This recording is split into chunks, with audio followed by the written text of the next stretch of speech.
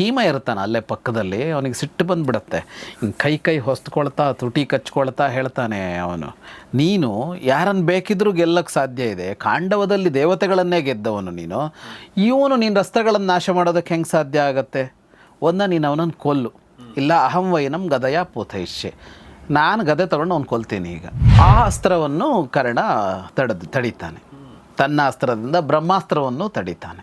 ಅಷ್ಟು ತಡೆದವನು ಕರ್ಣ ಭೀಮನಿಗೆ, ಅರ್ಜುನನಿಗೆ, ಕೃಷ್ಣನಿಗೆ, ಮೂರೂ ಜನರಿಗೂ ಮೂರು ಬಾಣ ಹೊಡೆದು ಗಾಯಗೊಳಿಸಿ ಸಿಂಹನಾದ ಮಾಡ್ತಾನೆ. ಹಾಗೆ ಯುದ್ಧ ಮುಂದುವರಿತಾ ಇರುತ್ತೆ. ಈಗ ಕರ್ಣ ಬಹಳ ಕಾಲದಿಂದ ಇಟ್ಟುಕೊಂಡಿದ್ದಂತಹ, ಅರ್ಜುನನಿಗಾಗಿಯೇ ಅಂತ ಇಟ್ಟುಕೊಂಡಿದ್ದಂತಹ ಒಂದು ಬಾಣವನ್ನು ತೆಗಿತಾನೆ. ಭಾರ್ಗವಾಸ್ತ್ರ ಅವನಿಗಿದ್ದ ದೊಡ್ಡ ಶಕ್ತಿ ಕರ್ಣನಿಗೆ. ಆದರೆ ಆ ಅಸ್ತ್ರ ಮಂತ್ರ ಮರ್ತೋಗ್ಬಿಡುತ್ತೆ. ಒಂದು ಅತ್ಯಂತ ಭಯಂಕರವಾದ ಒಂದು ಅಸ್ತ್ರವನ್ನು ಮನಸ್ಸಿನಲ್ಲಿ ನಿಶ್ಚಯಿಸಿಕೊಂಡು ಹೀಗೆ ಬಿಡಬೇಕು ಅಂತ ಸಿದ್ಧನಾಗುತ್ತಾನೆ. ಆ ಹೊತ್ತಿಗೆ ಅವನ ರಥದ ಚಕ್ರವನ್ನು ಭೂಮಿ ನುಂಗಿಬಿಡತ್ತೆ.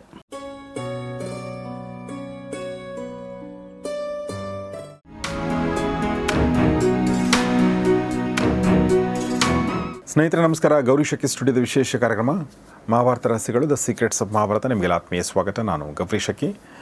ವಿದ್ವಾನ್ ಜಗದೀಶ್ ಶರ್ಮಾ ಸರ್ ನಮ್ಮ ಜೊತೆಗಿದ್ದಾರೆ. ಮಹಾಭಾರತ ರಹಸ್ಯಗಳನ್ನ ಹೇಳ್ಕೊಡೋದಕ್ಕೆ ನಮ್ಮ ಜೊತೆಗೆ ಆಗಮಿಸಿದ್ದಾರೆ. Sir, welcome to the show. ನಮಸ್ತೆ. ನಮಸ್ತೆ.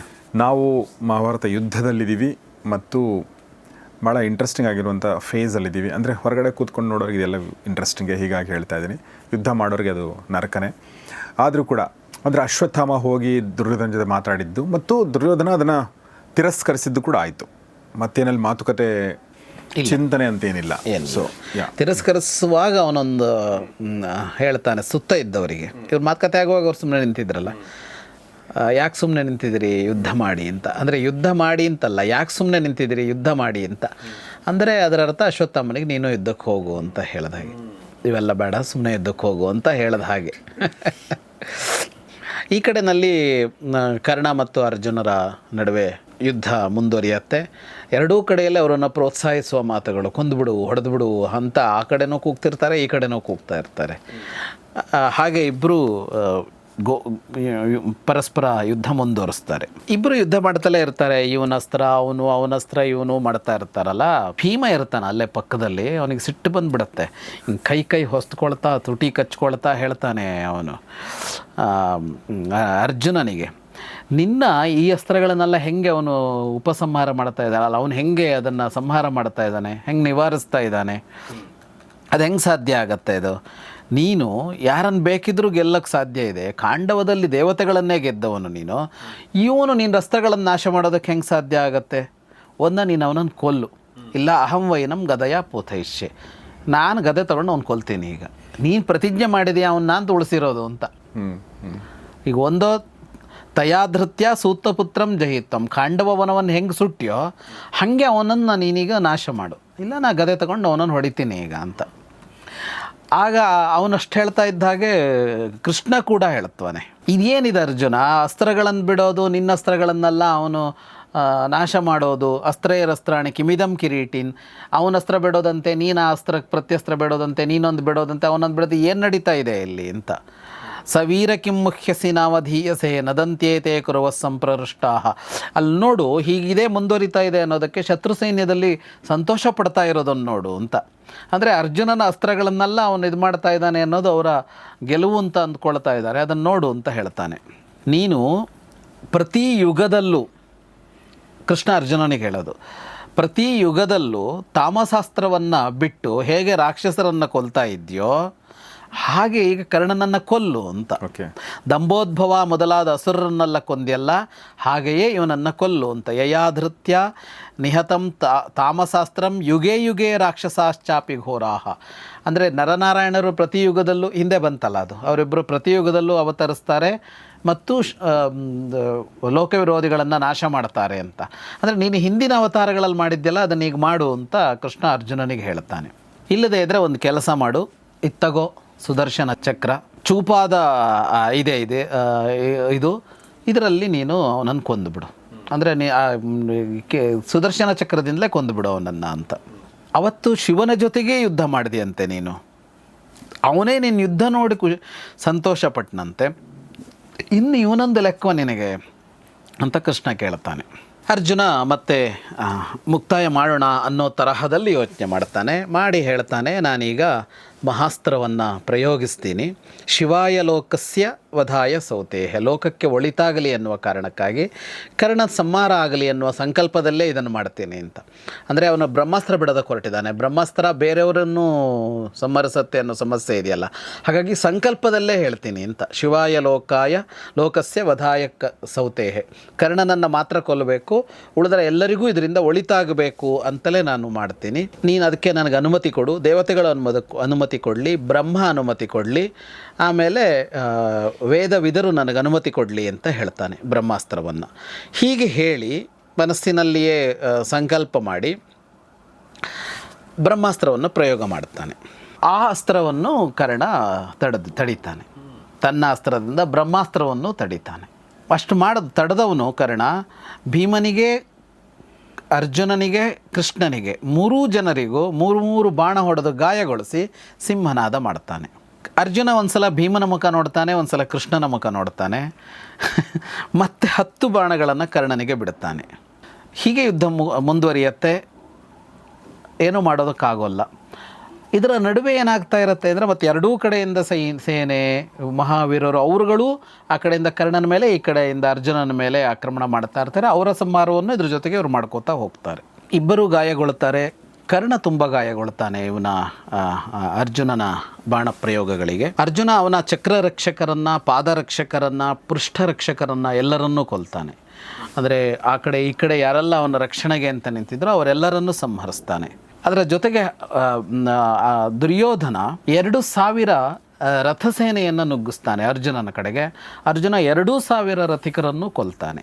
ಅದರ ಜೊತೆಗೆ ಕುರುಸೇನೆಯ ಮೇಲೆ, ದುರ್ಯೋಧನನ ಸೇನೆಯ ಮೇಲೆ ಅಪಾರವಾಗಿ ಹಾನಿಯಾಗುವಂತೆ ಬಾಣಪ್ರಯೋಗ ಮಾಡುತ್ತಾನೆ. ಒಂದು ಹಂತದಲ್ಲಿ ಕರ್ಣನನ್ನು ಬಿಟ್ಟು ಉಳಿದವರೆಲ್ಲ ಓಡಿಬಿಡ್ತಾರೆ ಅಲ್ಲಿ. ಅಂದರೆ ಆ ಪ್ರಮಾಣದಲ್ಲಿ ರಕ್ತ ಸಿಕ್ತಾ ಆಗ್ತಾರೆ, ಗಾಯಗೊಳ್ತಾರೆ, ಸಾಯ್ತಾರೆ, ಎಲ್ಲ ಓಡಿ ಹೋಗುತ್ತಾರೆ.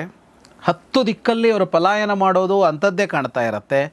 ನವಿವ್ಯಥೆ ಭಾರತ ತತ್ರ ಕರ್ಣ ಪ್ರತೀಪಮೇವಾರ್ಜುನಮಭ್ಯಧಾವತ. ಆದರೆ ಕರ್ಣ ಮಾತ್ರ ಸ್ವಲ್ಪವೂ ವಿಚಲಿತನಾಗದೆ ಅರ್ಜುನನ ಮೇಲೆ ಮಾತ್ರ ಲಕ್ಷ್ಯ ಇಟ್ಟು ಯುದ್ಧ ಮುಂದುವರಿಸ್ತಾನೆ. ಹಾಗೆ ಯುದ್ಧ ಮುಂದುವರಿತಾ ಇರುತ್ತೆ. ಈಗ ಕರ್ಣ ಬಹಳ ಕಾಲದಿಂದ ಇಟ್ಟುಕೊಂಡಿದ್ದಂತಹ, ಅರ್ಜುನನಿಗಾಗಿಯೇ ಅಂತ ಇಟ್ಟುಕೊಂಡಿದ್ದಂತಹ ಒಂದು ಬಾಣವನ್ನು ತೆಗಿತಾನೆ. ಸುಸಂಶಿತಂ ಸರ್ಪಮುಖಂ ಜ್ವಲಂತಂ. ಅದಕ್ಕೆ ಸರ್ಪದ ಮುಖ ಇರುತ್ತೆ ಆ ಬಾಣಕ್ಕೆ. ಭಯಂಕರವಾದ ಶರ ಅದು. ಪಾರ್ಥಾರ್ಥ ಮತ್ಯರ್ಥ ಚಿರಾಯ ಗುಪ್ತಂ. ಬಹಳ ಕಾಲದಿಂದ ಅರ್ಜುನನನ್ನು ಕೊಲ್ಲಬೇಕು ಅನ್ನೋ ಕಾರಣಕ್ಕಾಗಿ ಅದನ್ನು ಇಟ್ಕೊಂಡಿರ್ತಾನೆ ಅವನು. ಅದನ್ನು ಸದಾ ಅದಕ್ಕೆ ಪೂಜೆ ಮಾಡ್ತಾ ಇರ್ತಾನೆ, ಚಂದನ ಎಲ್ಲ ಹಚ್ಚಿ, ಆ ಥರದ್ದದು. ತಕ್ಷಕ ಅಂತ ಹೇಳ್ತಾರಲ್ಲ ಅದ ಸರ್ ಇದು? ಹಾಂ, ಓಕೆ. ಅರ್ಜುನನ ಅಂದರೆ ಶಿರಸ್ಸನ್ನು ಕತ್ತರಿಸಬೇಕು ಅಂತ ಗುರಿ ಇಡ್ತಾನೆ. ಆ ಗುರಿ ಇಟ್ಟಿದ್ದನ್ನು ಶಲ್ಯ ನೋಡಿ ಅವನು ಹೇಳ್ತಾನೆ, ನೀನಿಟ್ಟ ಗುರಿ ತಪ್ಪಿದೆ. ನ ಕರ್ಣ ಗ್ರೀವಾ ಮಿಶುರೇಶ ಪ್ರಾಪ್ಸ್ಯತೆ ಸಲ್ಲಕ್ಷ ಸಂದತ್ಸ್ವ ಶರಂ ಶಿರೋಘ್ನಂ. ನೀನಿಟ್ಟಿರೋ ಗುರಿ ಸರಿಯಿಲ್ಲ, ಅದು ಅವನ ಕುತ್ತಿಗೆಯನ್ನು ಕತ್ತರಿಸೋದಿಲ್ಲ, ಇನ್ನೊಮ್ಮೆ ಗುರಿ ಇಡು ಅಂತ ಶಲ್ಯ ಹೇಳ್ತಾನೆ. ಕರ್ಣನಿಗೆ ಸಿಟ್ಟು ಬರುತ್ತೆ, ಕಣ್ಣು ಕೆಂಪಾಗತ್ತೆ. ನ ಸಂಧತ್ತೆ ದ್ವಿಶರಂ ಶಲ್ಯ ಕರ್ಣೋ. ಕರ್ಣ ಇಟ್ಟ ಗುರಿಯನ್ನು ಬದಲಿಸೋದಿಲ್ಲ ಶಲ್ಯ ಅಂತ ಗುಡುಗುತ್ತಾನೆ ಕರ್ಣ. ಹಾಗೆ ಹೇಳಿ ಅದನ್ನು ಅರ್ಜುನನ ಮೇಲೆ ಪ್ರಯೋಗಿಸ್ತಾನೆ. ಅದು ಬರ್ತಾ ಇರೋದನ್ನು ನೋಡಿ ಕೃಷ್ಣ ತನ್ನ ಕಾಲಿನಿಂದ ಶಕ್ತಿಯೆಲ್ಲ ಹಾಕಿ ತಮ್ಮ ರಥವನ್ನು ನೆಲಕ್ಕೆ ಒತ್ತುತ್ತಾನೆ, ಕೆಳಭಾಗಕ್ಕೆ. ಇಡೀ ರಥ ಕೆಳಗಿಳಿದು ಬಿಡುತ್ತೆ. ಕೆಳಗಿಳಿದಿದ್ದರಿಂದಾಗಿ ಇವನು ಬಿಟ್ಟ ಬಾಣ ಅರ್ಜುನನ ಕಿರೀಟಕ್ಕೆ ತಾಗತ್ತೆ. ಕಿರೀಟ ಕೆಳಗೆ ಬೀಳುತ್ತೆ. ಕೆಳಗೆ ಬಿದ್ದು ಅದು ಪುಡಿ ಪುಡಿ ಆಗುತ್ತೆ. ಅರ್ಜುನನ ಕಿರೀಟ ಬಹಳ ವಿಶಿಷ್ಟವಾದದ್ದು. ಅದು ಸೃಷ್ಟಿಕರ್ತ ತಪಸ್ಸು ಮಾಡಿ ಆಮೇಲೆ ಸೃಷ್ಟಿಸಿದ ಒಂದು ವಿಶೇಷ ಕಿರೀಟ ಅದು. ಅದನ್ನು ಅವನು ಇಂದ್ರನಿಗೆ ಕೊಟ್ಟಿರ್ತಾನೆ. ಅರ್ಜುನ ರಾಕ್ಷಸರನ್ನೆಲ್ಲ ಗೆದ್ದಾಗ ಇಂದ್ರ ಅದನ್ನು ಇವನಿಗೆ ತೊಡಿಸಿ ಕಳಿಸಿರ್ತಾನೆ. ಅಂದರೆ ಅಂಥ ಅದ್ಭುತವಾದ ಕಿರೀಟ, ಅದಕ್ಕಾಗಿ ಅವನಿಗೆ ಕಿರೀಟಿ ಅಂತ ಕರೀತಾರೆ. ಆ ಕಿರೀಟ ಇದೆ ಅಂತ. ಆ ಕಿರೀಟವನ್ನು ಇದು ಈ ಬಾಣ ನಾಶ ಮಾಡುತ್ತೆ. ಇವನು ಬಿಟ್ಟಿದ್ದು ಏನು ಅಂತ ಅಂದರೆ ಒಂದು ಬಾಣ, ಇವನಿಗಾಗಿ ಇಟ್ಕೊಂಡು ಒಂದು ಬಾಣ, ಯಾರೋ ಕರ್ಣ ಬಿಟ್ಟಿದ್ದು. ಆದರೆ ಅಲ್ಲಿ ಹೋಗಿ ಅದು ಬಾಣ ಏನು ಮಾಡ್ತು ಅಂದರೆ ಗುರಿ ತಪ್ಪಿತು. ಕಿರೀಟ ಕೆಳಗಡೆ ಬಿತ್ತು, ಕಿರೀಟವನ್ನೇನೋ ನಾಶ ಮಾಡ್ತು. ಕಿರೀಟ ನಾಶ ಮಾಡಿದ್ಮೇಲೆ ಬಾಣ ಮತ್ತು ವಾಪಸ್ ಬರಲ್ವಲ್ಲ, ಆದರೆ ಅದರಿಂದ ಒಂದು ಸರ್ಪ ಮೇಲೆ ಬಂತು. ಓಹೋ, ಓಕೆ. ಅದನ್ನು ನೋಡಿ ಕೃಷ್ಣ ಅರ್ಜುನನಿಗೆ ಹೇಳ್ತಾನೆ, ಮಾತೃವಧ ಜಾತ ವೈರಂ, ಇದಕ್ಕೆ ನಿನ್ನ ಮೇಲೆ ಹಳೆ ವೈರ ಇದೆ, ಇದನ್ನು ನೀನು ಕೊಂದುಬಿಡು ಅಂತ ಹೇಳ್ತಾನೆ ಕೃಷ್ಣ. ಅದಕ್ಕೆ ಅರ್ಜುನ ಕೇಳ್ತಾನೆ, ಉವಾಚ ಕೋನ್ವೇಷ ಮಮಾದ್ಯನಾಗ ಸ್ವಯಂ ಯ ಆಗಾದ್ ಗರುಡಸ್ಯ ವಕ್ತರಂ.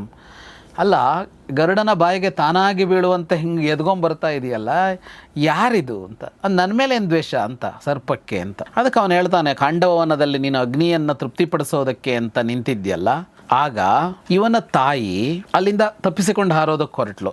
ಅಲ್ಲಿಂದ ಏನೂ ತಪ್ಪಿಸ್ಕೊಂಡು ಹೋಗಬಾರ್ದು ಅಂತ ಅಗ್ನಿ ಹೇಳಿದ್ದು, ಎಲ್ಲವೂ ನನಗೆ ಆಹುತಿ ಆಗಬೇಕು ಅಂತ. ಆಗ ಅದನ್ನು ನೀನು ಹಲವು ತುಂಡುಗಳನ್ನಾಗಿ ಮಾಡಿದ್ದೆ.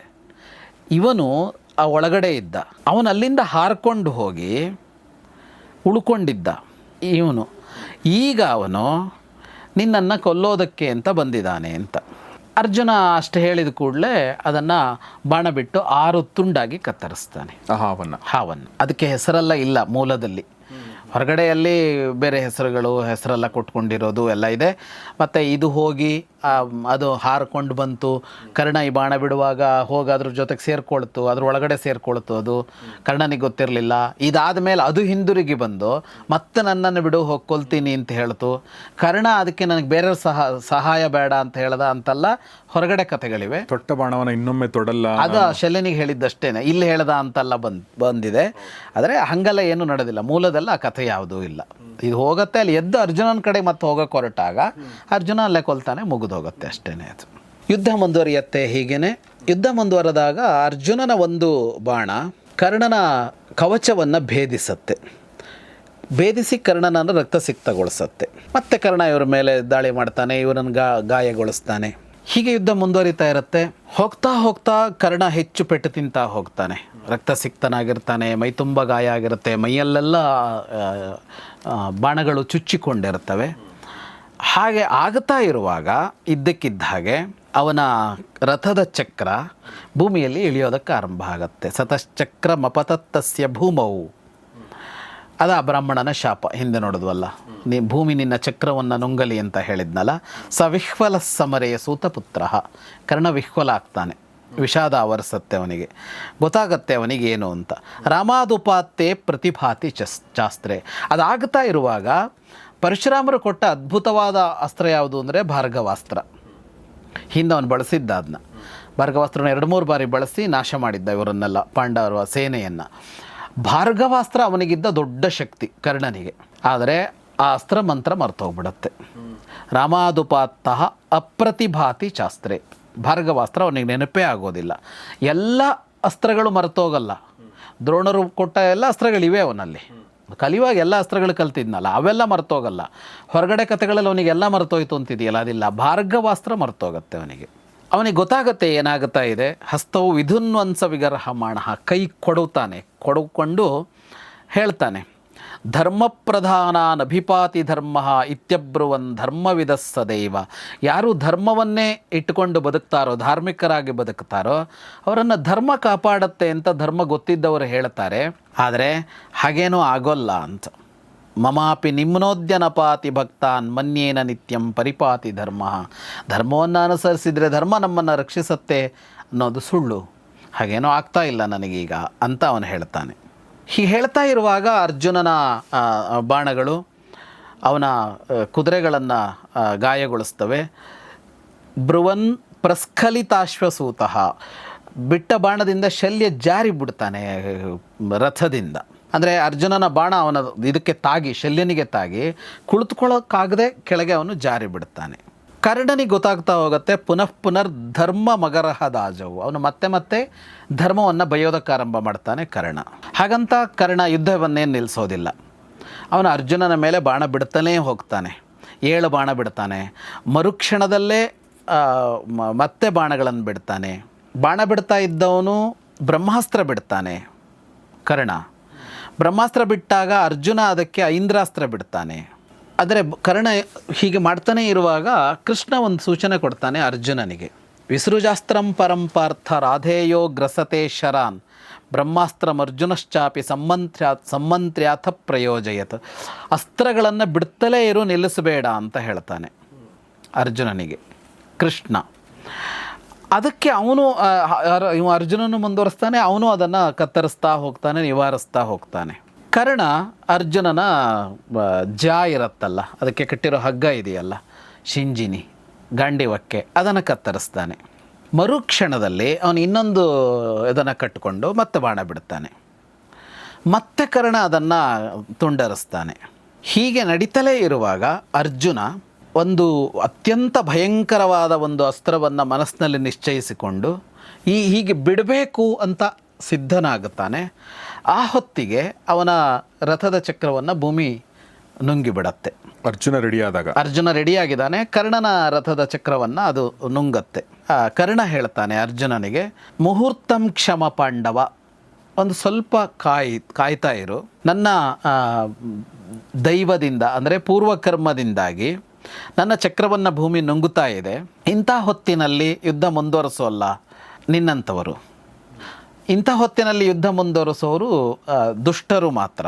ಯಾಕೆಂದರೆ ಕೂದಲು ಹರಡಿಕೊಂಡಿದ್ದಾಗ, ಯುದ್ಧದಿಂದ ಹಿಂದಿರುಗಿದ್ದಾಗ, ಕೈ ಜೋಡಿಸಿ ಕೇಳಿಕೊಳ್ತಾ ಇದ್ದಾಗ, ಶರಣಾಗತನಾಗಿದ್ದಾಗ, ಕೈಯಲ್ಲಿ ಶಸ್ತ್ರ ಇಲ್ಲದೇ ಇದ್ದಾಗ, ಕಷ್ಟದಲ್ಲಿದ್ದಾಗ, ಕವಚ ಹರಿದಿದ್ದಾಗ, ಆಯುಧಗಳು ಯಾವುದೂ ಕೈಯಲ್ಲಿದ್ದಾಗ ಶೂರರಾದವರು ಎದುರಿನಲ್ಲಿರುವವನನ್ನ ಕೊಲ್ಲೋದಿಲ್ಲ.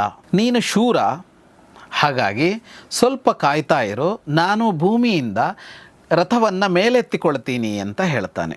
ಹಾಗಂತ ನಾನೀಗ ನಿನ್ನ ಹತ್ರ ಪ್ರಾಣಭಿಕ್ಷೆ ಕೇಳ್ತಾ ಇದ್ದೀನಿ ಅಂತೇನೋ ಅನ್ಕೋಬೇಡ.